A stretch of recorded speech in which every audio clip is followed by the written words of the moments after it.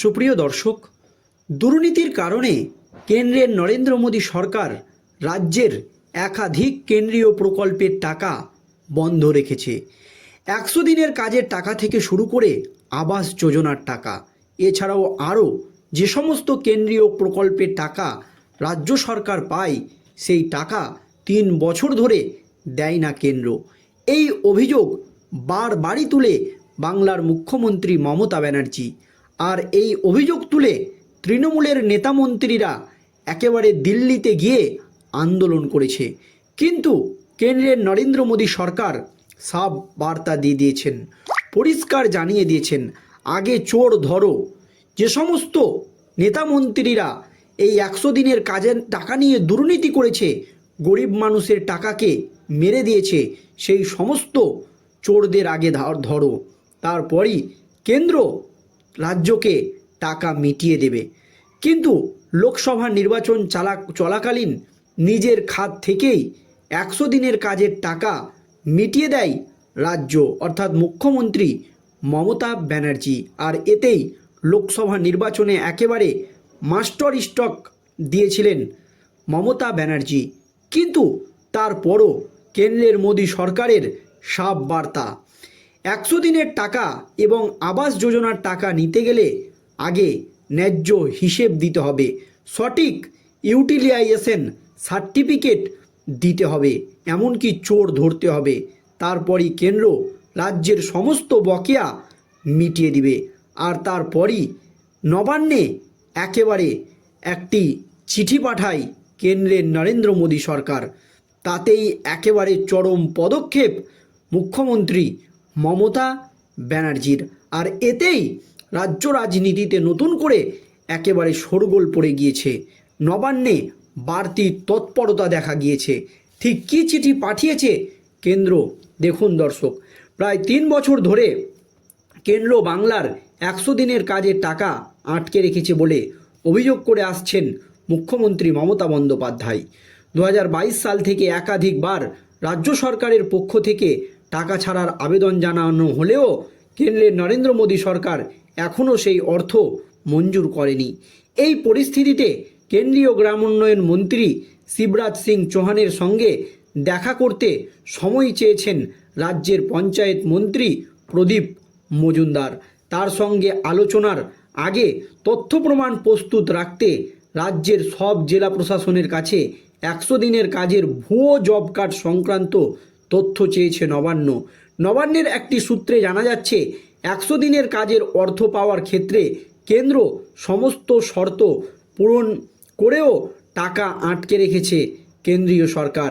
এই বিষয়ে কেন্দ্রীয় মন্ত্রীর সঙ্গে সাক্ষাতের সময় পঞ্চায়েত মন্ত্রী যাতে যথাযথ তথ্য উপস্থাপন করতে পারে, তাই জন্যই এই তথ্য সংগ্রহ করা হচ্ছে যে বাংলায় কতজন ভুয়ো জব কার্ড হোল্ডার রয়েছে, কতজন দুর্নীতিভাবে টাকা তুলেছে, এই সমস্ত তথ্যই জোগাড় করতে একেবারে বাড়তি তৎপরতা দেখা দিয়েছে নবান্নের মধ্যে।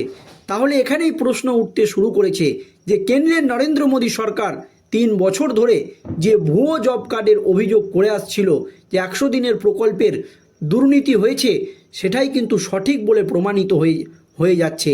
কারণ রাজ্যই এখন ভুয়ো জব কার্ড হোল্ডার ধরতে তৎপরতা শুরু করেছে।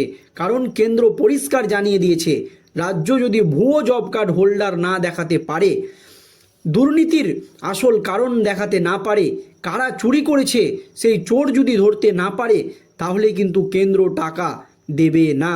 আর এবার কিন্তু এই চোর ধরতে এবং ভুয়ো জব কার্ড হোল্ডার ধরতে বাড়তি তৎপরতা দেখা দিয়েছে নবান্নের মধ্যে।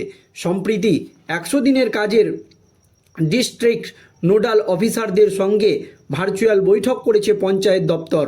সেই বৈঠকে জেলা প্রশাসনকে ভুয়ো জব কার্ডের তালিকা প্রস্তুত রাখতে বলা হয়েছে। বিশেষ করে যেসব কার্ড বাতিল হয়েছে সেগুলো হোল্ডাররা আগে কোনো টাকা পেয়েছেন কিনা সেই বিষয়ে খতিয়ে দেখতে বলা হয়েছে। পাশাপাশি এই প্রকল্পের অডিট সংক্রান্ত কাজ দ্রুত শেষ করার নির্দেশ দেওয়া হয়েছে। পঞ্চায়েত দপ্তরের এক উচ্চপদস্থ আধিকারিক জানিয়েছে, 2022 সাল থেকে বাংলার 100 দিনের কাজের টাকা আটকে রেখেছে কেন্দ্রের নরেন্দ্র মোদী সরকার। 3 বছর ধরে রাজ্য একাধিকবার টাকা ছাড়ার দাবি জানালেও কেন্দ্র তা মঞ্জুর করেনি। উল্টে রাজ্যের ওপর একের পর এক শর্ত চাপানো হচ্ছে।